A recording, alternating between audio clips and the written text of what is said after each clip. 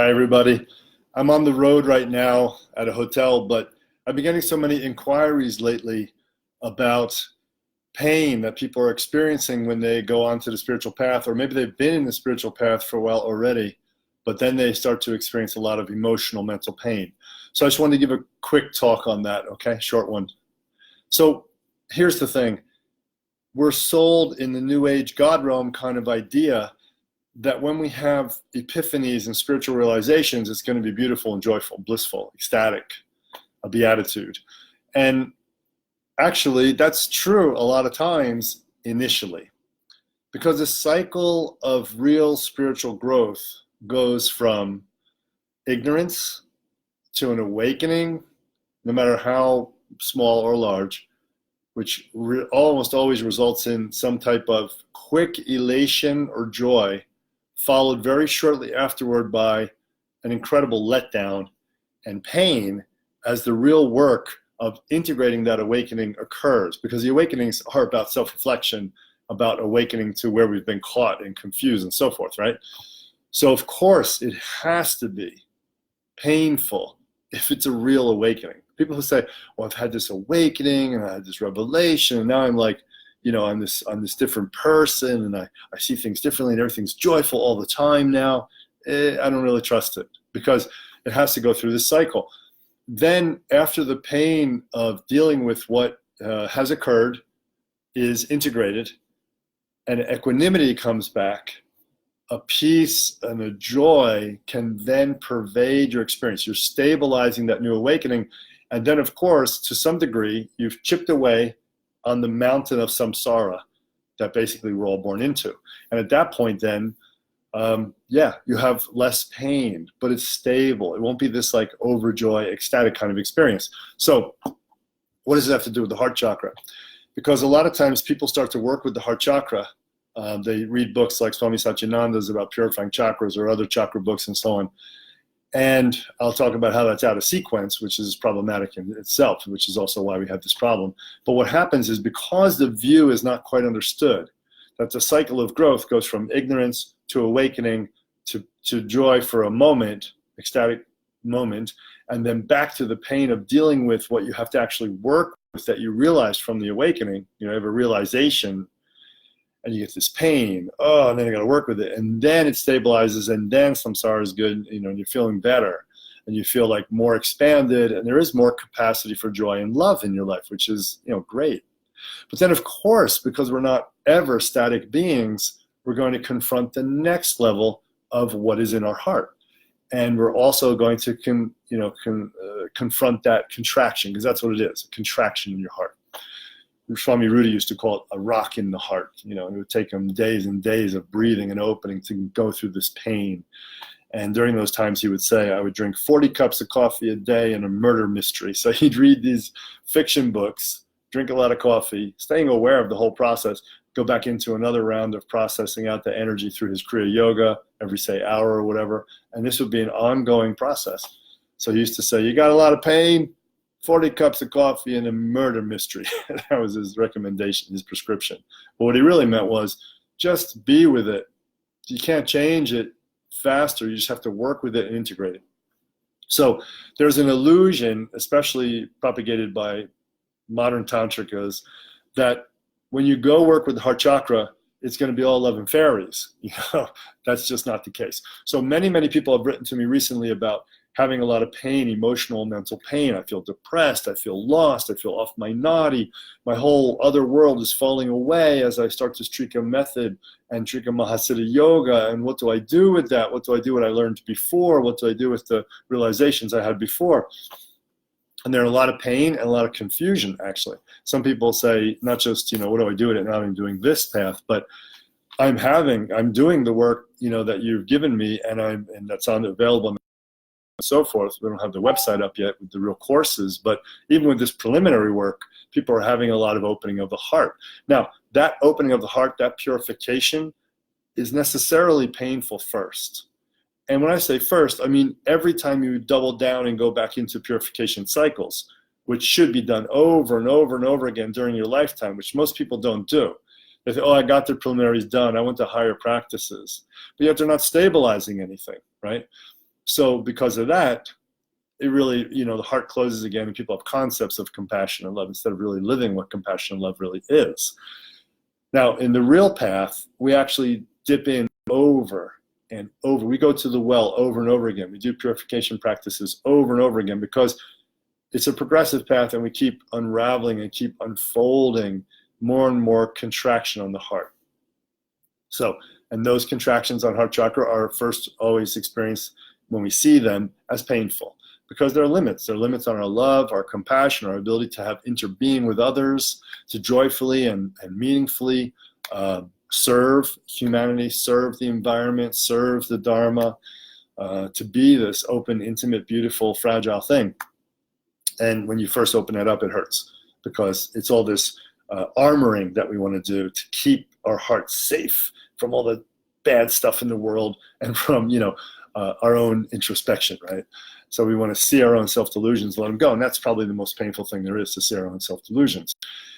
Now, it's not really the proper format to start working at chakra level. When we look at the format of Kundalini Hatha Yoga, which our tradition is very much the holder of, like the Indian side of Kundalini Hatha Yoga, and making that understandable for modern people, we pretty much hold that card. When I read stuff on the internet, when I read books, I hear people talking about it. Some people may have bits and pieces of the real teaching, but like the whole comprehensive understanding, very hard to find out there.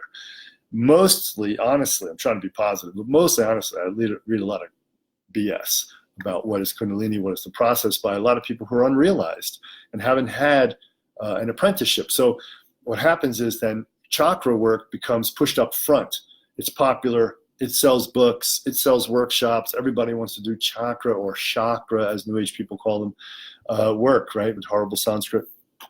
And there is a place for chakra work, of course, in the alchemy, in the path of fire. Not so much necessary in meditation path or ritual path, but in the path of fire, for sure, we will work with the individual chakras, 9 or 11 and so on, chakras. Now, but we have to remember, in the Kundalini Hatha Yoga path of fire, the progression, the pro forma is first we balance our dosha dhatu, which means we gain our vitality of our physicality.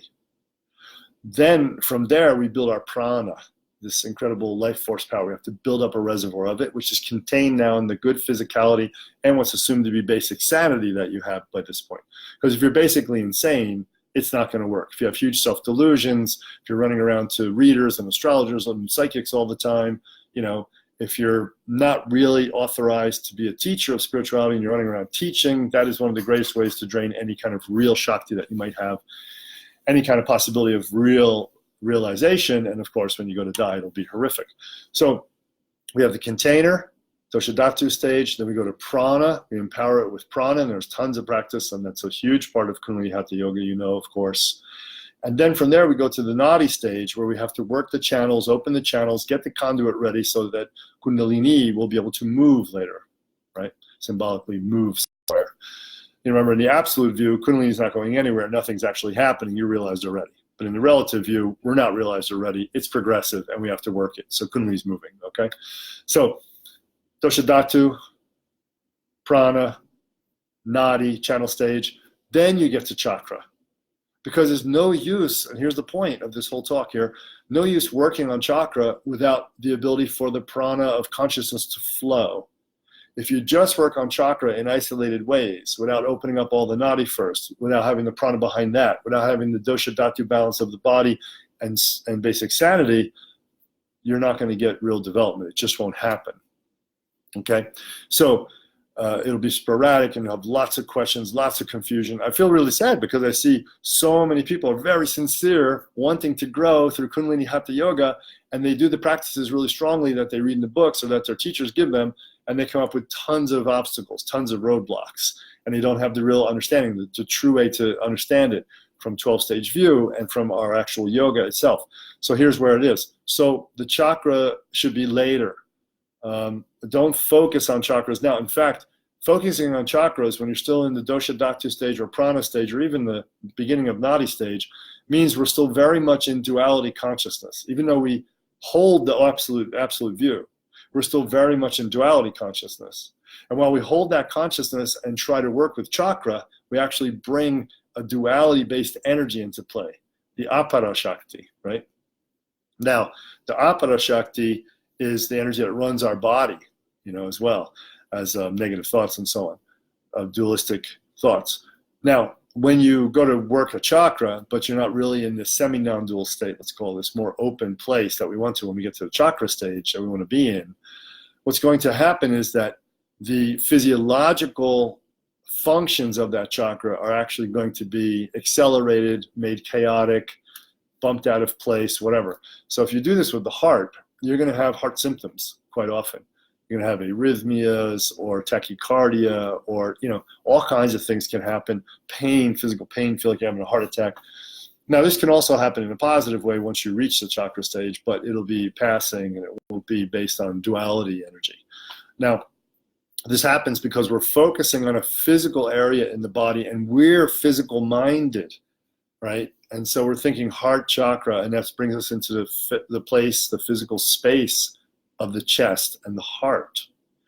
And when we're in that physical space of the chest and the heart, then all of a sudden we're going to influence, the cardiac ganglion and all these different nerve complexes that actually control heart function, blood pressure, all kinds of things. So we really shouldn't be concentrating on chakra yet, let's say. If we haven't gone through those first, if you have, then great, you can do chakra purification, and as everything purifies and moves and opens, it'll stimulate a flow through the channels and it'll feel actually quite fine, right? But this is a big difference, okay? All right, so it's just a very short understanding. I want you to not worry about if you're having pain of heart chakra opening, emotional, mental pain. It's normal. It's in the cycle of growth. It should happen. If you need to dialogue it, it's okay. You can dialogue it with therapists or get a session with me, whatever you think is important to do for you. But just know that it's normal. The first dips into the heart chakra, and every further dip as we go back in and recycle through the preliminary practices, it will hurt again. That's the way it goes. It should. But it becomes a sweet pain because you really want to grow more than anything else. And because of that, you want to see your limitations. You want to have them pointed out to you. You'll take it from a child, right? This is one of the sad things I think about when I look at Tibetan and an Indian kind of context of Tantra. In a true Tibetan context, and the ancient Indian, but not anymore. But nowadays, in the true Tibetan context, which I see a lot, lamas love to learn from each other. They love to have things pointed out by other lamas. There's no sense of, I lost face. I'm not a great teacher. This other teacher pointed this stuff out for me. No, they actually go and seek training, even with people who are ranked lower than them, politically, religiously, politically, if they feel like that person has something really to offer them. And I think that's beautiful. So this is a real wanting to have yourself outed. I experienced this when I hung out a lot with Tibetan culture, in the past 12 years of my training with the Dzogchen masters. And I was fascinated by one thing, which basically sums up what I'm trying to teach you here, is that they're okay with lying and being caught about lying. When I was with them, someone would say something and someone else would say, you weren't at that teaching. You didn't get that Abhishekan. Their other Tibetan friend would say, and this Lama would go, oh, you're right. You're so right. I just lied. And I was thinking, whoa, did you just say I just lied and you're a Lama? I just lied. I love it. Thank you. And then the other guy's like, ha, ha, ha. And then they hug it out. And it's no big deal. It's like nothing. It's like nothing. They're so not grasping at this ego image. They can say, I just lied. What kind of open heart do you have to be able to just say that? To call out that you just lied in that moment and have no holding about it. And your friend has no holding about it. Now, if we could all be in that kind of space, that's a heart space. In Indian side of things, it's not like that anymore. It's very sad. The Indian gurus or fake gurus or scholars who think they're gurus, whatever, they all pull into these little groups and try to get their fan club and are very afraid to go learn from somebody new. I will never stop learning. I'm telling you right now, if I'm your teacher and you're bummed out because I'm telling you that I still want to learn when I find out that some teacher has some vidya that I want to learn, and you're like, oh, Dharma's not perfected, and some weird concept of what that means in your head, then you got to go study with someone else because it's never going to be me. Every time I find another Lama or another guru that has super high vidya that I can get, to help my students, I'm going after it, right? That's my job. That's what I do. And we should all have that kind of open heart, that kind of humility where we could actually learn from each other. It would be very good. This is also important with the heart. Okay? So, yeah, I'm on the road right now. I'm in a hotel, but I wanted to give this quick class because I think we needed it. There was a lot of questions coming in and confusion about this. So enjoy your practice. Go back to your preliminaries whenever you can. Whenever you get a chance, go back and do more preliminaries. Dig into your heart. Feel the pain. It's okay. The ecstasy and the smoothness will come later. And this cycle will go on and on. Just know that that continually cycles. And doesn't mean you've done something wrong. When you go to the heart chakra and you go to purify, it will feel painful first, usually. Okay, that's all it is. All right. Until next time.